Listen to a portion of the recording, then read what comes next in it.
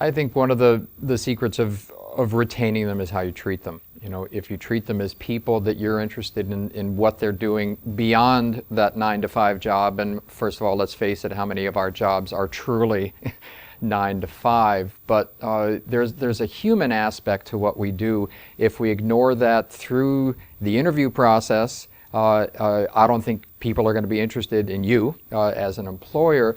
If we ignore that in the hiring process and really through as people are working with you, they're going to be looking for the next best job out there.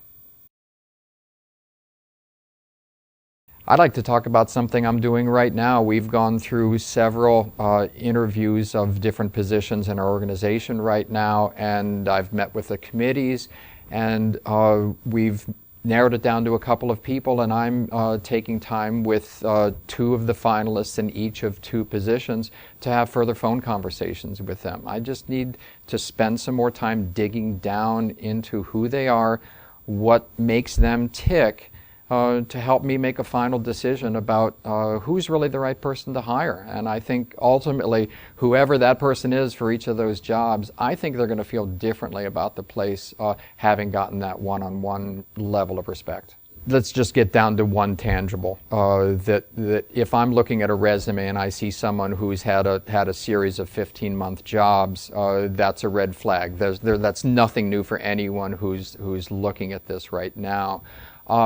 I'm interested in career path. You know, if someone has had multiple jobs, 3, 5, 7 jobs by the time they get to you, what's been their path? What's been their educational path? Not everyone just ticks, you know, right from through one series, and the people who jump around, those are great opportunities to say, well, tell me about that transition. You know, I'm a musician, so I'm very interested in transitions. How do you get from one thing to another?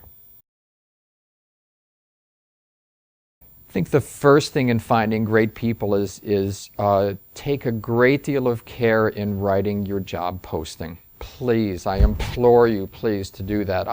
You know, I'm the head of a very large organization in the university, and I edit all job postings for staff, faculty positions before they go out. That's a lot of time. Do I need to dig down in that part of the organization? Yes, I absolutely do, because people who are real close in their own divisions and their own departments into what they're looking for in this person, and every word is so important to them, I try to read it as somebody who doesn't know anything about the organization, and if I read some of those postings out there, I wouldn't apply for the job because it's just so convoluted. When I sit down with a search committee before we even start the process, I just have a real casual conversation about what they're looking for. And obviously they go right to, you know, the job qualifications. They also go, and I'd watch this, they also go to either the success or the failure of the person who immediately preceded them. And so it either becomes a praise session or a bash session. I really want to look forward. I'm very happy my ears are open to learn about where we are in an organization now and yesterday. But to tell you the truth, I'm interested in tomorrow. And so I really push a committee to think beyond what they're doing today, and then they can hopefully envision something that is brighter than what's happening right at this moment.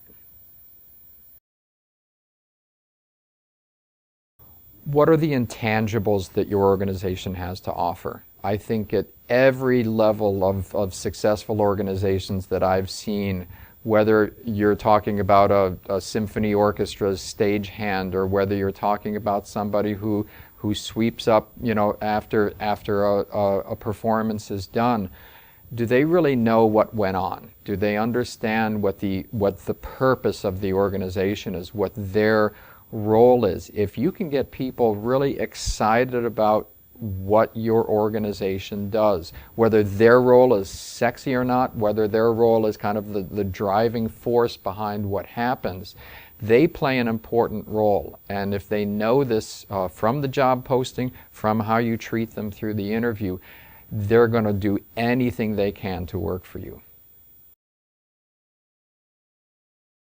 I've seen committees just get themselves in a knot about, well, what if this person is using this interview to go back to their employer for a raise? You know, can you control that? No. Do you need to spend time worrying about that? No. That is something that is so out of your control. I would ask whoever is leading the search to think about how you want to sit down with the search committee after you've seen all of the candidates and have that conversation. I love that part of the search because a search committee itself sees people in a different light than potentially I do as the head of the organization. Yet I respect them for what they viewed, and I hope they respect me equally for my role in the search. And so I spend a lot of time thinking about how I'm going to draw people out and ask them questions about their feelings. Voice of the customer, I think, is a great way to do it, because if you get a little hook of somebody who says one thing about a candidate, don't let it go. Keep digging down. Ask another question. Well, what do you mean? You know, tell me more specifics. Was there a phrase that they used? Voice of the customer is a great tool to really dig into a search process to see where someone is going. The other thing I can say is ask a series of completely unrelated questions. Again, I just had a search that I sat down with the committee, and I asked the committee, if you were going to hire, the best person for who we are as an organization today, who would it be? Who's your futurist? Who's the candidate who you would hire if you're looking for somebody differently? If you're looking for someone with an artistic bent, who would you hire? If you were looking for a drinking buddy, who would you hire? And I think the reactions that you get from people and the answers are really they just open up a whole new world of what you're really looking for in a candidate, and it gives you great information as you finally make that hire. Within your organization, institute a feedback loop. We did that in one of my other jobs, and when somebody from any level of an organization gives you a suggestion, they deserve a response. Even if that suggestion has gone up to a committee, it's been kicked around, it's been thrown in the trash, how does that person know that it's even seen the light of day to have seen a discussion, been thrown in the trash? They deserve the respect of an email, of a note, of a hallway conversation to say, hey, I'm glad you sent that. We kicked it around upstairs, for reasons A, B, C, D. Doesn't matter what those reasons are. We're not going to be able to do it, but it's something we're going to keep in the back of our head for later. That does so much for, not just for morale, but it does so much for the next time that person comes up with a recommendation, because you've given them tools. You've given them information that will help them maybe formulate the next best idea.